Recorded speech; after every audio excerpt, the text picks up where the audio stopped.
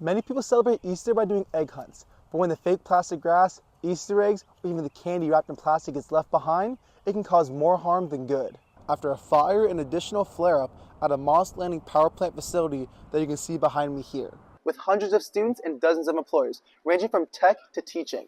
And all you gotta do is bring a resume. Have you tried San Jose's downtown food hall yet? Let us know what you think at our social media pages. CSU schools in the Bay Area are experiencing declines in enrollment. The 2022 numbers show there's been a drastic dip over the past 3 years.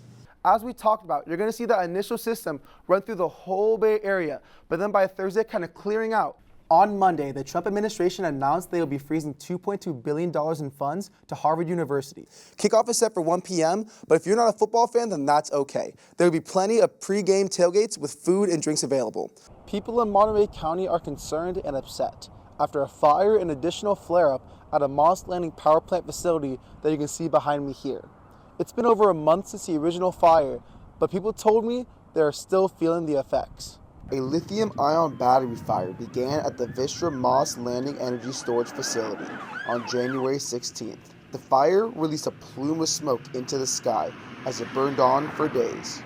It felt unreal to see that power plant burning down, to see all that fire. It felt like a video game almost.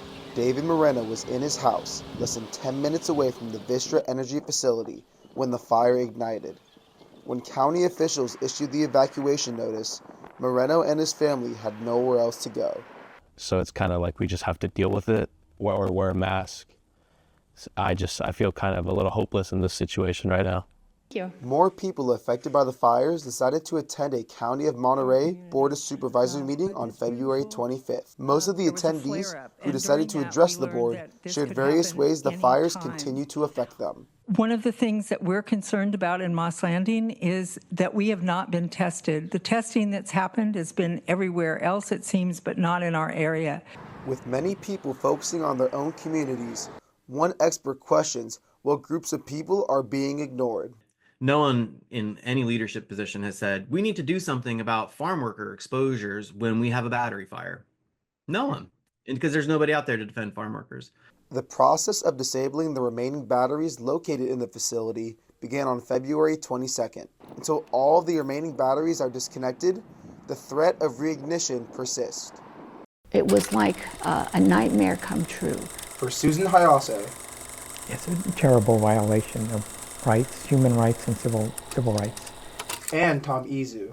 Japanese Americans have always wanted to stop a recurrence of what happened to our people.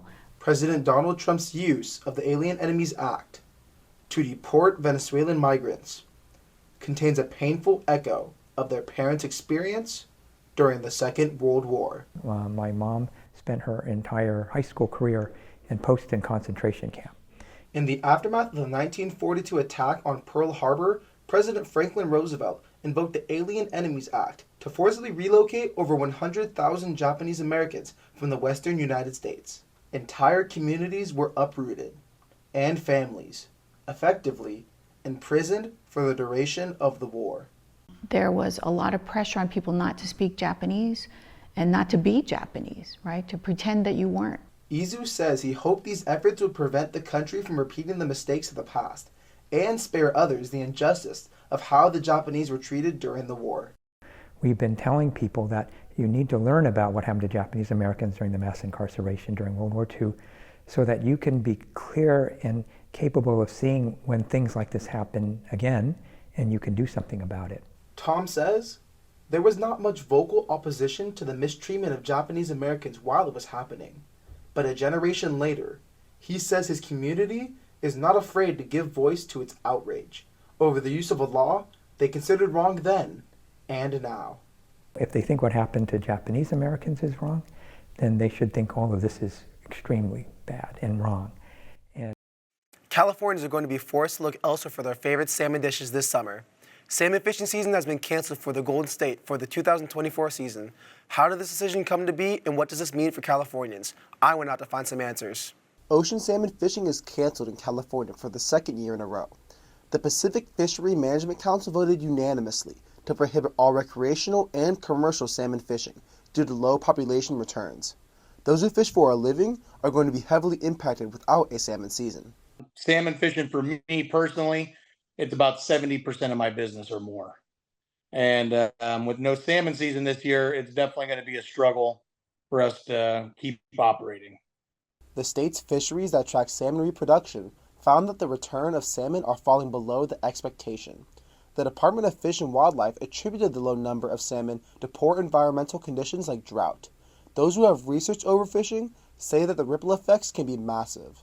So if you're overfishing them, you completely destroy the whole entire chain. There's no more loop, if that makes sense. That natural loop no longer exists.